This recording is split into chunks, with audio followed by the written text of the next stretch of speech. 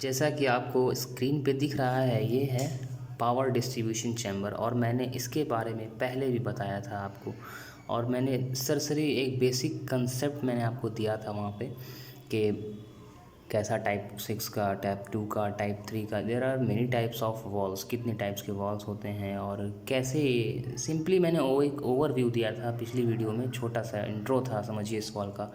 और अभी मैं आपको इस वॉल्स के बारे में, इन सारे वॉल्स के बारे में आपको मैं बताऊंगा और बेसिक कंसेप्ट क्लियर करवाऊंगा आपका।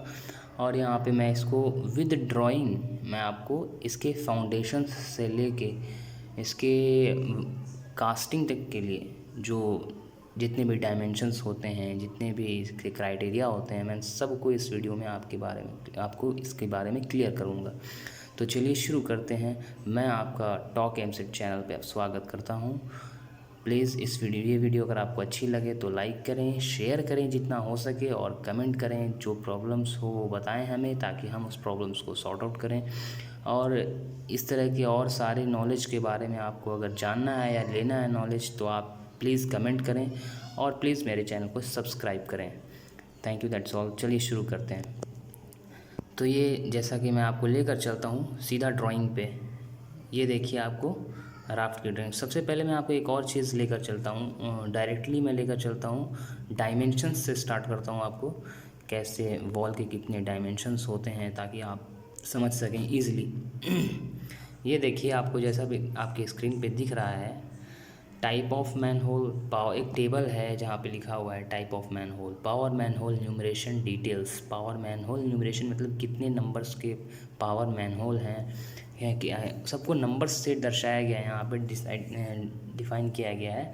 There are 9 types of walls in this list. जैसा कि आप देख पा रहे हैं, type 1, type 2, type 3, type 4, type 5, 7, 6, 7, 8 और 9। और इन सारे का जैसा कि आपको देख रहे हैं ऊपर वाले बॉक्स में, रो में देखा जाए, आपको एक रो में लिखा हुआ है LBD, T1, T2, T3, ABC और ID, ये सब दिख रहा है। जो शेड्यूल ऑफ प्रीकास्ट स्लैब हो गया है, ये स्लैब के बारे में मैं बाद में आऊँगा, पहले अभी हम लोग देखेंगे पावर डिस्ट्रीब्यूशन चैम्बर्स की डिटेल्स को। जैसा कि आपको अभी देखना है यहाँ पे कि टाइप 1 का अगर आप लेते हैं मैनहोल नंबर टाइप 1, तो इसकी लेंथ आपको दिखे तो साइज़ में, अब मैंने जैसा कि आपको पहले भी बताया था कि वॉल्स के डिफरेंट साइज़ होते हैं। उन साइज़ के बेस्ड पे आपको स्टील कट की जाती है, बेंड की जाती है, और सारे के बार बेंडिंग शेड्यूल्स भी डिफरेंट होते हैं।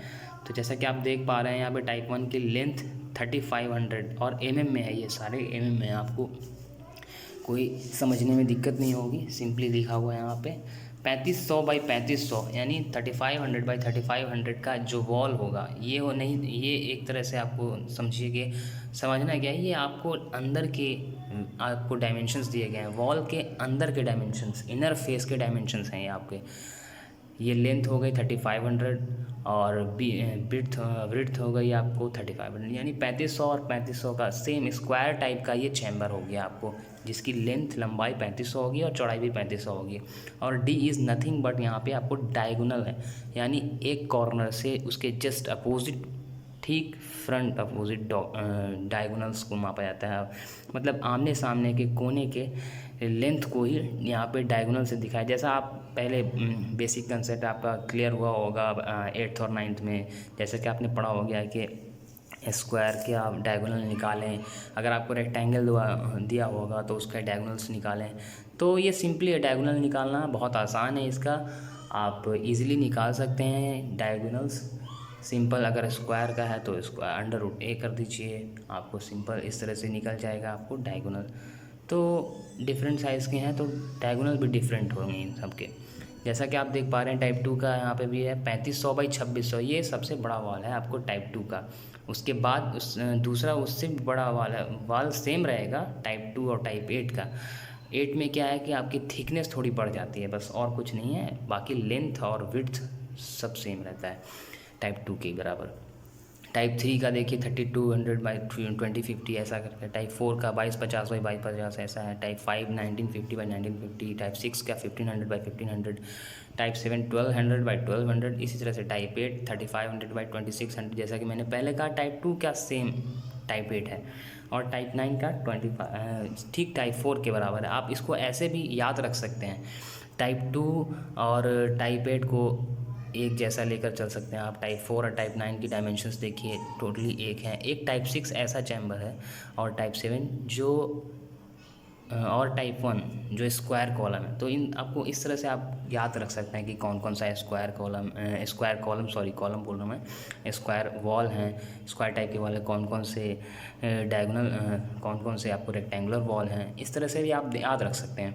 तो सबकी डायगोनल आप यहाँ पे देख सकते हैं वेरी कर रही हैं, फिर 5500 से लेकर 5500, यहाँ पे टाइप 2 का अप टू 3000 तक जा सकता है। ये ऐसा डायगोनल्स वेरी करता है। तो आपको डायगोनल्स तो इजीली आप निकाल सकते हैं इजीली। लेंथ और विड्थ आपका यहाँ पे दिया हुआ है। तो ये अंदर के डायगोनल के बारे में दिया हुआ है यहाँ पे डिटेल्स। आपको बाहर का डायगोनल निकालना है तो फिर आपको थिकनेस के ऊपर जाना है। यहाँ पे पहले आप बाहर का कैसे निकालेंगे, जब आपको बाहर के वॉल के बारे में पता होगा कि बाहर से बाहर एक आमने सामने और बाहर टू बाहर का वॉल का क्या डिस्टेंस है, तब आप निकाल सकते हैं बाहर के डायगोनल्स के बारे में। इसलिए जैसा कि आप यहाँ पे देख पा रहे हैं T1 और T2 ये थिकनेस है, ये T1 है, ये जो वॉल की थिकनेस है। यानी आप अगर क्रॉस सेक्शनल एरिया देखेंगे तो आपकी वॉल की चौड़ाई जिसको बोलते हैं आप, कितना मोटा वॉल है, तो उस हिसाब से आप यहाँ पे देख सकते हैं T1 यहाँ पे वॉल की चौड़ाई को दिखाया गया है। हर टाइप के वॉल्स की अलग अलग चौड़ाई है, और कुछ कुछ सेम है यहाँ पे देख सकते हैं, कुछ कुछ अलग है, बाकी सब तो अप्रॉक्सीमेट लगभग सेम ही है सब। टाइप 1 की चौड़ाई थिकनेस मोटाई मोटाई टाइप 1 के वॉल की होगी आपको 200, type 2, type 3, type 4, type 5, type 6, type 7, इन सारे वॉल्स की जो मोटाई होगी आपको थिकनेस होगी वो 150 होगी, इनसे ज़्यादा नहीं होगी, ना इससे कम होनी चाहिए। यहाँ पे ड्राइंग के हिसाब एज पर ड्राइंग यहाँ पे हमको कंस्ट्रक्ट करना है, बनाना है, वॉल्स को चौड़ाई रखनी है, बराबर मेंटेन रखनी है। टाइप 8 की देखिए यहाँ पे मैंने कहा था कि इसकी लेंथ और विड्थ एक सेम होती हैं, बस यहाँ पे इनर लेंथ और विड्थनेस टाइप 2 के समान होती हैं, लेकिन यहाँ पे आपको इसका डायगोनल वेरी करता है, डायगोनल भी वेरी करेगा, और साथ साथ में आपको इसकी थिकनेस भी थोड़ी टाइप 2 से बढ़ जाएगी, 50 mm एक्स्ट्रा हो जाएगी यहाँ पे, ये थोड़ा सा और मोटा वॉल हो जाता है। और टाइप 9 का जो वॉल है वो आपकी उसकी थिकनेस 175 होगी ईजिली। और यहाँ पे आप देख पा रहे हैं T2 क्या है ये मैं आपको आगे ड्राइंग में भी बताऊँगा।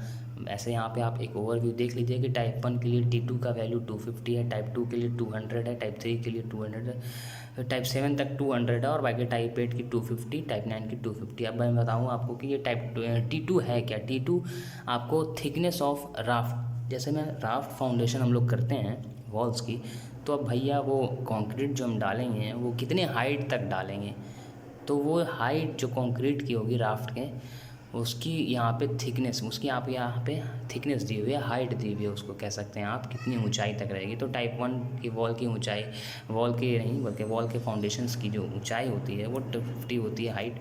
टाइप 2, टाइप 3 सबके अलग यहाँ पे देख रहे हैं 200। इस तरह से आपको नीचे का जो फाउंडेशन आप तैयार करते हैं, एक राफ्ट फाउंडेशन करते हैं ना, उसकी हाइट है ये। तो यहाँ पर आप देख लीजिए, या फिर आप नोट कर लीजिए, फिर स्क्रीनशॉट्स आप ले सकते हैं ताकि आपको आगे काम दे सके, नॉलेज बढ़े इसके लिए।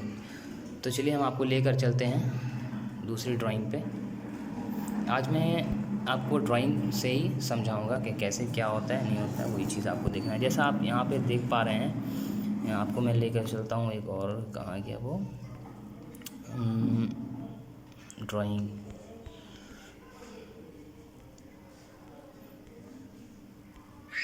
ये देखिए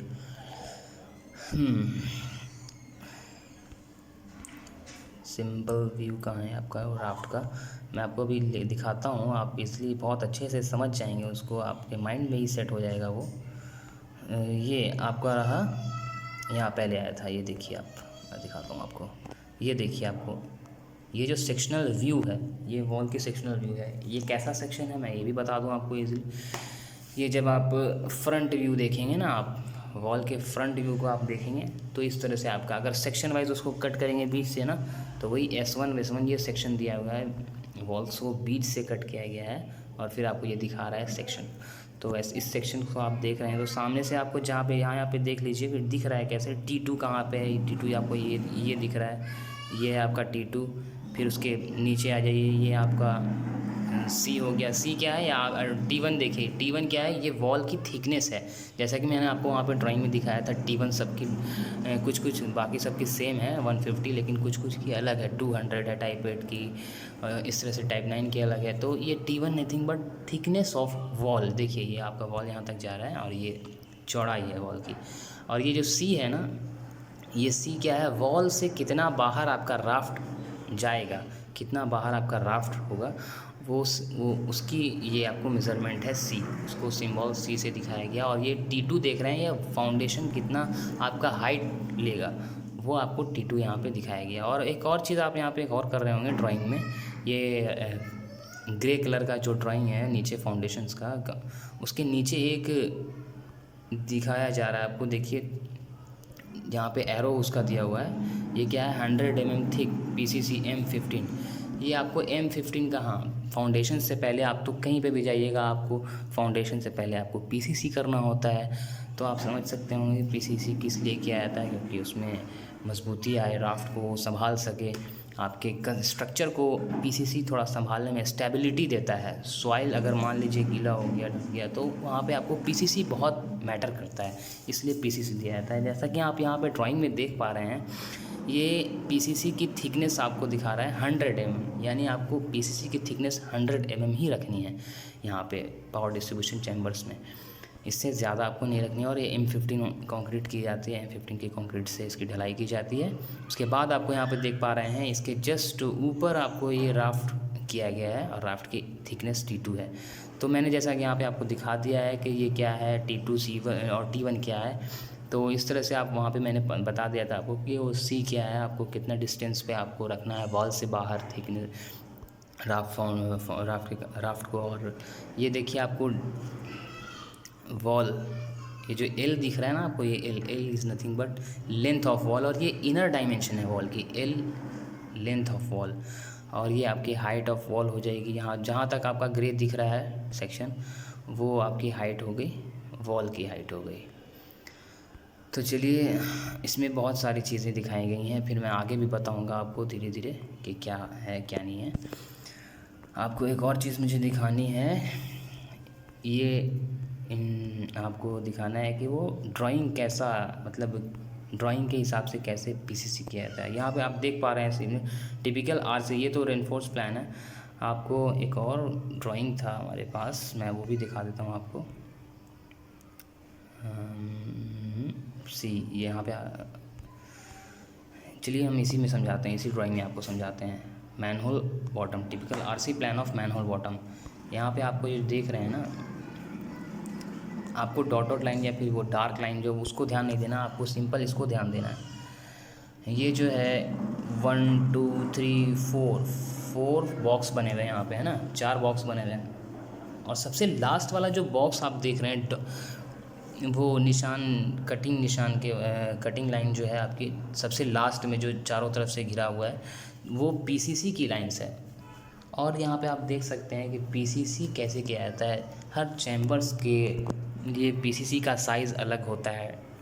आप टाइप 6 के लिए ले लें, जैसा कि स्क्वायर 1500 बाई 1500 का चैम्बर है, तो आपको उसकी PCC कितने लेंथ पे करें, कितने उसकी डायमेंशंस होगी PCC की। तो मैं आपको बता दूं कि जैसा सिंपल कुछ नहीं करना है आपको, बस टाइप 6 के फाउंडेशंस को देखना है आपको। फाउंडेशन से 100 mm एक्स्ट्रा रखा जाता है PCC दोनों साइड, यानी बोथ साइड।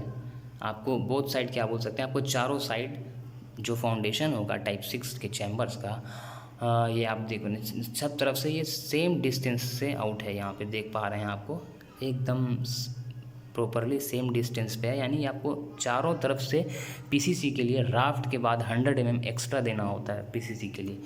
यानी आपको अगर आप राफ्ट कैसे देख सकते हैं, तो आप जानते हैं कि 200 मिनिमम कॉमन वॉल जो है सब में 200 राफ्ट रहता है बाहर। तो आप देख सकते हैं, जैसे मान लिया टाइप 6 का चैम्बर ले लेते हैं। टाइप 6 के वॉल की डायमेंशंस क्या होती है, 1500 बाई 1500 की वॉल की थिकनेस होती है, वॉल के डायमेंशंस होते हैं। अगर हम आउटर वॉल ले लें तो आउटर वॉल के लिए आपको थिकनेस जोड़ना पड़ेगा दोनों साइड का, तो 1500 और 150 इधर और 150 इधर, यानी 150 जोड़ना रहता है। यानी आपको कितना हो जाएगा, टोटल 15 और डेढ़ इधर डेढ़ दिन 1800 हो जाएगा। ये 1800 डायमेंशंस आपके क्या हो गए, वॉल के, एक्सटर्नल वॉल की हो गई डायमेंशंस 1800। अब आपको 1800 से 200 एक्स्ट्रा दोनों तरफ, चारों तरफ कह सकते हैं, आपको चारों तरफ 200 एक्स्ट्रा राफ्ट के लिए छोड़ना होता है। तो 18 और 4 कितना हो गया, 18 4 हो जाएगा आपको 2200 हो गया आपको राफ्ट का डिस्टेंस, पूरा डायमेंशन 2200 बाई 2200। और इसके लिए पीसीसी क्या होगा, जैसा कि मैंने आपको बताया कि राफ्ट से 100 mm एक्स्ट्रा रखना है चारों तरफ से। तो 2200 में 100 ऐड कर दीजिए तो आपको 23 ऐसा करके आ जाएगा, 2300 बाई 2300 का आपको पीसीसी होगा। तो इस तरह से आपको यहाँ पे पीसीसी का किया जाता है, इस चीज़ को ध्यान रखा जाता है। और यहाँ पे आपको देखना है, यहाँ पे देखिए मैं दिखा रहा हूँ आपको आरसी डिटेल्स बता रहा हूँ मैं आपको। यहाँ पे स्टील्स का डिटेल कैसे क्या होता है यहाँ पे आपको देखिए, मैं एक आगे और एक ड्राइंग है उसमें मैं लेकर चलूँगा, जिसमें आपको सारे सरिया के बारे में दिया गया है कि कौन सा सरिया है, कितने नंबर का सरिया कहाँ पे लगाया जाता है। तो जैसा कि आप इजीली यहाँ पे देख लीजिए, ये 4 जहाँ पे लिखा हुआ है, ये समझिए वाला सेक्शन क्या है, वो पीसीसी है। और उसके ऊपर आपको ये जो सरिया दिख रहा है वो जैसा 1 टाइप, ये आपको दिख रहा है 1 2 3 4 5 6 7 8, ये सब बार के नंबर्स दिए गए हैं यहाँ पे।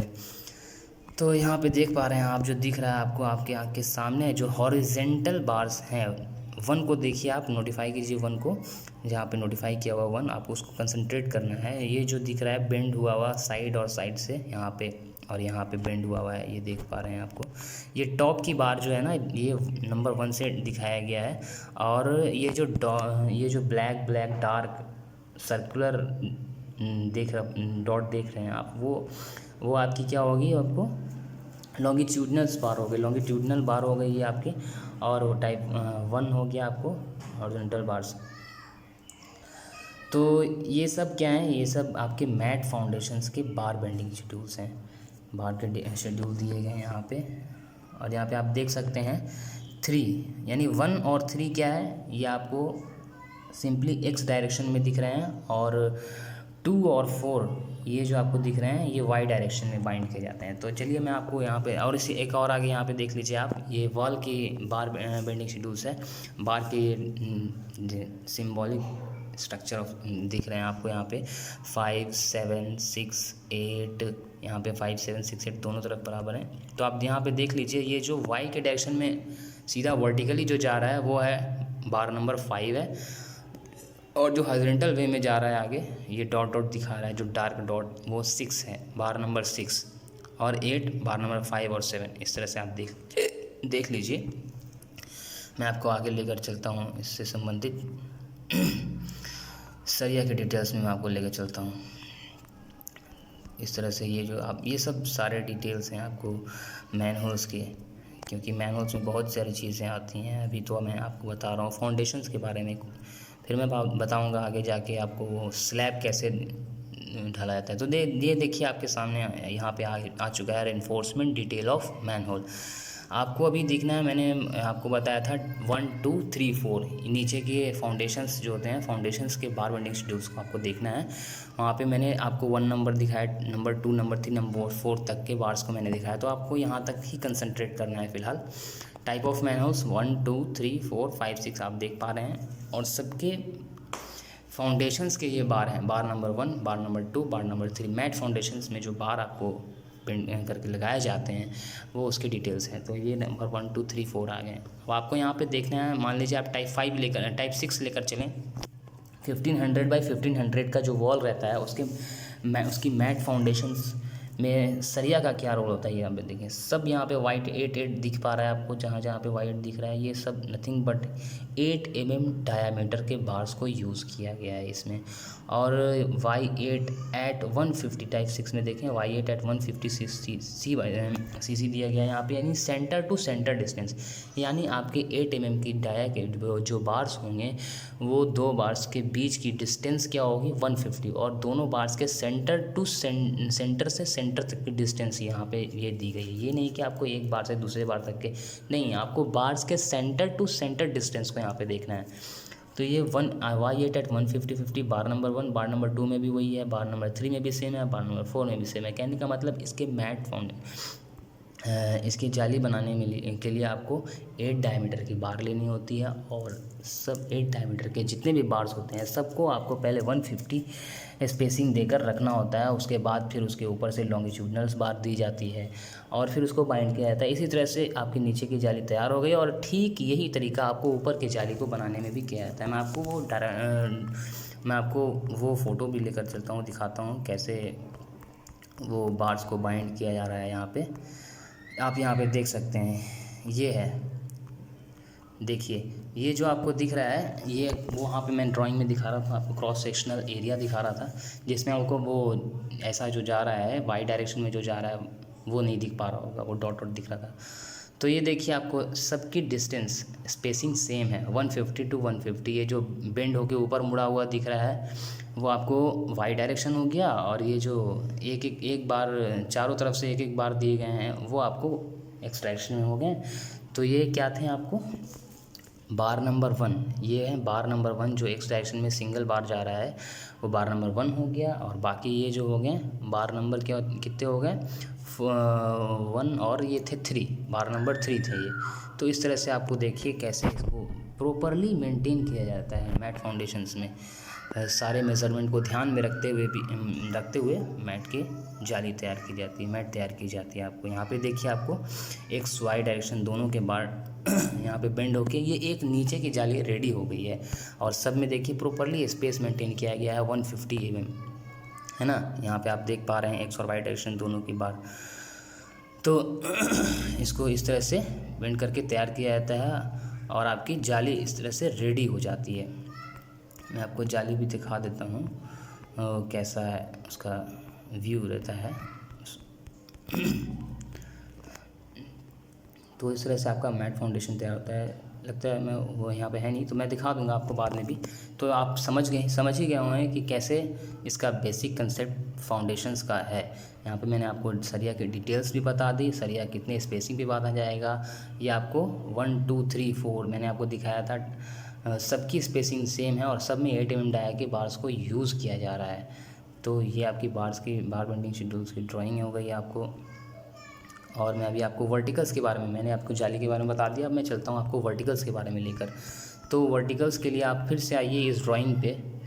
तो यहाँ पे आप देख सकते हैं 4 तक मैंने आपको दिखाया था टाइप 1 टाइप 2 ये टाइप ऑफ मैनहोल्स हो गए और ये 1 2 3 4 तो मैंने दिखा दिया। ये 1 2 3 4 क्या थे, ये आपके मैट फाउंडेशन मैट के डिटेल्स थे, मैट के बार्स जो थे उनके डिटेल्स थे 1 2 3 4। और बाकी 5 6 7 8 ये क्या है वर्टिकल बार्स जो हैं आपके एक्सक्यूज मी ये वर्टिकल बार्स को दिखाया गया है 4 5 6 7 8। इसमें भी आप देख सकते हैं 1 2 3 4 यहाँ पे थोड़ी बहुत डिफरेंसेस आपको देखने को मिल सकते हैं। जैसे टाइप 1 में देखिए 5 5 और 7 के सब में 5 और 7 को देखें। जैसे टाइप 1 में चलते हैं 5 और 7 ये 10 mm के डाई की बार यूज़ होती है और इसमें spacing centre to mat foundation सबका 8 mm का होगा, 8 mm डाया का होगा। लेकिन वर्टिकल में थोड़े डिफरेंसेस आ जाते हैं। वर्टिकल में अलग बार यूज़ किया जाता है, थोड़े बढ़ा के डायमेंशंस या फिर 8 mm डाया मिनिमम का यूज़ किया जाता है बार्स। तो मैं आपको लेकर चलता हूँ यहाँ पे पहला नंबर देखिए आप वाई 10 यानी 10 mm डाया की बार आपको 150 सेंटर टू सेंटर स्पेसिंग में खड़ी करनी है। यानी आपको वो वर्टिकल का जो स्पेसिंग होगा एक सरिया से दूसरे सरिया का स्पेसिंग होगा वो 150 होगा, वो टाइप 150 आपको इस तरह से 150 सेंटर टू सेंटर हो गया। और आपको मैं बता दूं ये बार नंबर 6 और 7 सॉरी मैं यहाँ पे थोड़ा मिस्टेक कर गया, ये बार नंबर 6 और 8 जो है वो है वर्टिकल बार आपका। और एक्सक्यूज़ मी और बार नंबर 5 और 7 जो हो गया वो है आपका बाइंडर्स यानी हॉरिजॉन्टल बार्स हो गए। चलिए मैं लेकर चलता हूँ फिर से क्लियर करने के लिए।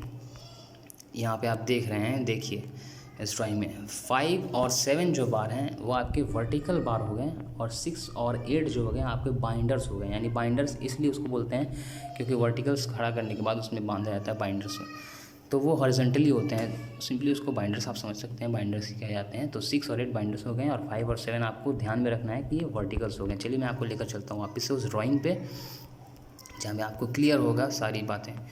यहाँ पे देखिए 5.7 आपके वर्टिकल बार्स थे, ठीक है।